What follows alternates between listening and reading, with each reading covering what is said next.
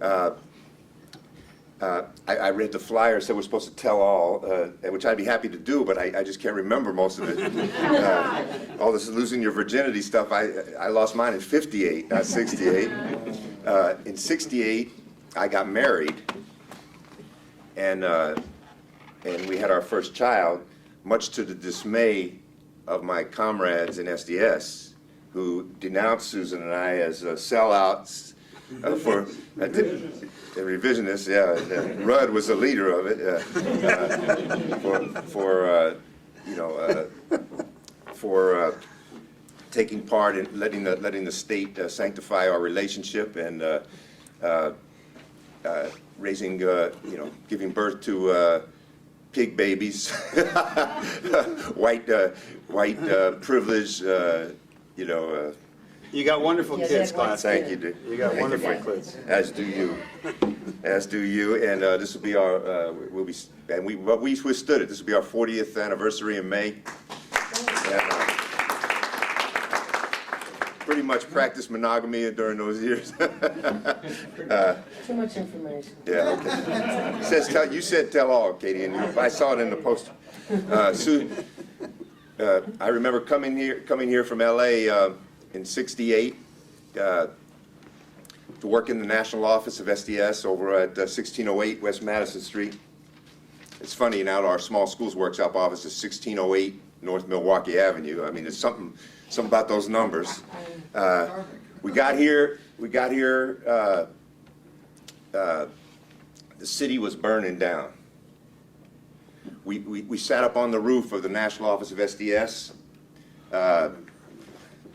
with a bunch of SNCC people, and people would later become the leadership of the Black Panther Party here, drinking this shitty ass wine, Mad Dog 2020, and watching the city burn. You could get up on the roof and you could see the whole west side after Dr. King was murdered. And that was our welcome to Chicago. Susan and I pulled into town for the first time with our little trailer behind us with all of our goods, such as they were. Moved into the staff apartment over on Warren that Johnny Rawson provided for us. There was barbed wire in the streets. There was tanks rolling up Madison Street. It's hard for people today, it's hard for these SDS kids today to understand what Chicago was like at that time and what the country was like. It wasn't just Chicago. There were some 40 cities up in flames. We didn't think that we were going to make it to be 30 years old. And that's the honest truth. And we were ready. We were ready to take on whatever came our way.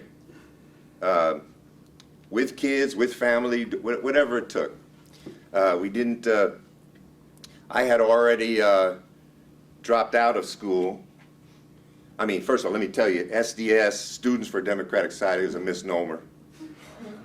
We weren't students. I don't know what kind of democratic society we even had in mind. I know I hadn't read the Port Huron Statement. I didn't read the Port Huron Statement till sometime in the 70s. I was in that explains a lot. No. I was in a different wave. I was in a different wave of SDS than Al Haber and Tom and some of these other guys. I was born into the Communist Party. My parents were old Reds. My dad had been a fighter in the Spanish Civil War. He joined the Abraham Lincoln Brigade when he was 15 years old.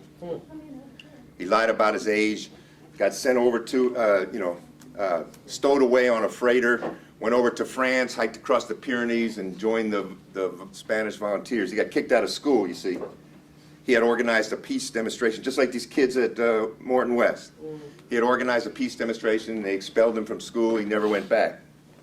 Everybody thought he had a PhD. He was a autodidact and, very well read and very dogmatic, and he grew up and was educated in the party. When he got wounded at the Battle of Jarama, they found out how old he was. They sent him back home, and that's the kind of thing I was born into, no nonsense, you know, Bob laid it out. You know, you do what the party says. You know, and I remember the day when Uncle Joe's picture was taken off the mantelpiece. Uncle Joe used to be up there, and Is that 1962? it was right after the secret speech, you know, that Khrushchev gave, and I would ask my parents, "What happened to Uncle Joe?" And so I was born and raised with a, you know, partly with that streak of, you know, first of all, I knew something about Marxism, and about internationalism and what was going on in the world. But I also had, like most teenagers, I had a strong sense of rebellion against that, and I gravitated towards the new left, and wound up getting involved in a bunch of civil rights battles in LA, and getting arrested at struggles around school desegregation, and we sat in at the Board of Education out there with a CORE and some other groups. I got hooked up with Mike Davis and got involved in SNCC, and we had a Friends of SNCC group out there in LA. And then some of the things that Mike talked about really rang true. We were told, we don't need you to organize in the black community or in Mississippi or whatever, but go back into your community, and that's what a lot of us did. And that's what I did. I went back on the campus. We built an SDS chapter at San Fernando Valley State College. We had about 400 or 500 kids in it. We marched over to the Van Nuys Air National Guard base where the bombers were taking off every day, flying to Vietnam. And we, first 11 of us climbed over the fence, sat down in the, on the runways, draped black crepe paper over the bombers. You could do that in those days. I mean, yeah, well, yeah. And by the time the sun rose in the morning, there was 1,200 people out there trying to lynch us.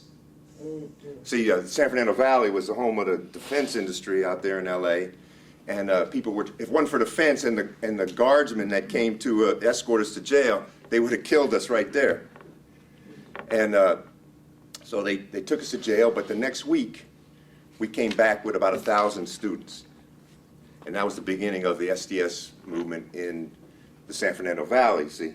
And then we had draft resistance offices set up over LA, all around LA. And then I went to my first SDS convention, and I guess it was in '67.